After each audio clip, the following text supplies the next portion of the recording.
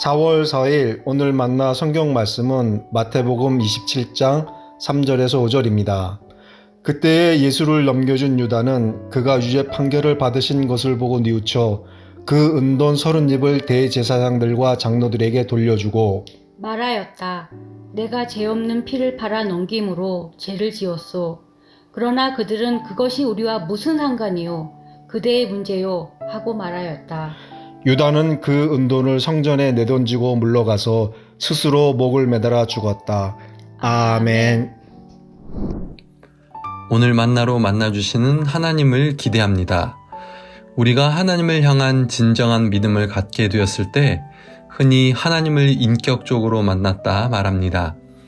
그리고 그런 시기가 언제였는지를 물을 때 하나님을 언제 인격적으로 만났는지를 묻습니다. 이렇게 볼 때 믿음을 갖는다는 것은 하나님을 인격적으로 만나는 것이다 말할 수 있습니다. 그렇다면 하나님을 인격적으로 만난다는 것은 무슨 의미일까요? 인격적인 하나님을 향한 신앙이 무엇일까요?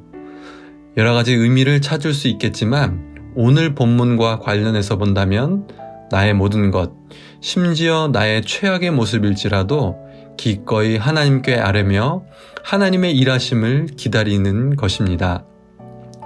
오늘 말씀에는 가룟 유다가 등장합니다. 그는 대제사장들과 장로들에게 은 30을 주고 예수님을 팔았습니다. 겟셋마네 동산에서 예수님께 입맞추며 예수님의 신원을 대제사장들과 장로들에게 알려준 장본인입니다. 그런데 오늘 말씀을 보면 예수님께서 빌라도 총독에게 신문을 받으며 처형 선고를 받는 것을 보고 일이 잘못되었다고 느끼게 되었습니다. 그래서 다시 대제사장들과 장로들을 찾아가 돈을 되돌려 주려고 했습니다. 그러나 대제사장들과 장로들은 이것을 받지 않고 책임을 가룟 유다에게 씌우려고 하지요. 이에 가룟 유다는 무지한 피를 팔고 죄를 범했다 탄식합니다. 결국 그는 생을 비극적으로 마감하고 맙니다. 3에서 4절에서 가룟 유다는 잘못한 것을 깨닫고 뉘우치기도 하고 죄를 범한 것을 시인하기도 했지만 그는 배신의 대표자로 남는 비극적 결과를 맞이하게 되었습니다. 무엇이 문제였을까요? 오늘 말씀에서는 두 군데 눈에 띄는 부분이 있습니다.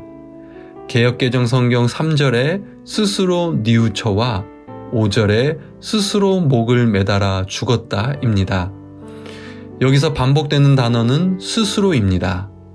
뉘우치긴 했지만 그는 자기 자신을 자책하고 정죄감에 휩싸인 것이지요.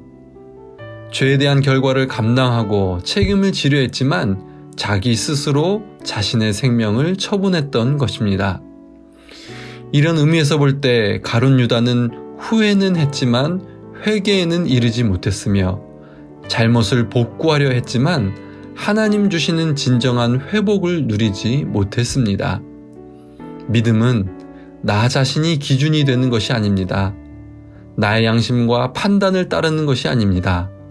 살아계신 하나님을 향한 것이어야 하며 그분과 대화하고 그분의 일하심을 기다리는 것입니다.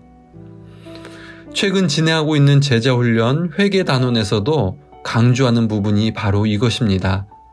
죄를 범했을 때 나 스스로 자책하고 후회하는 것이 회개가 아니라고 말합니다.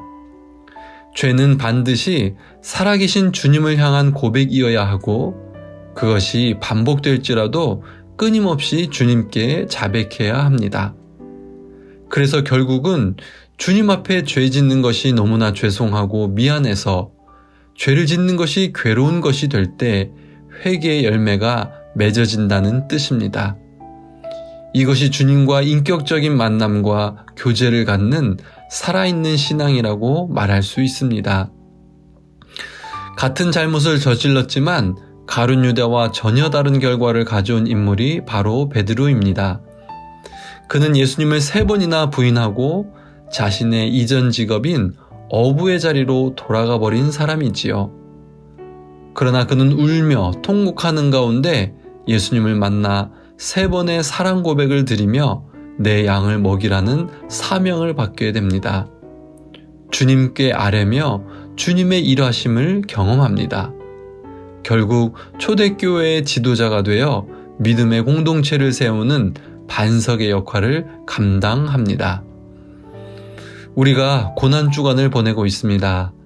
예수 그리스도의 십자가 아래서 죄와 연약함으로부터 자유케 되는 은혜가 있기 원합니다.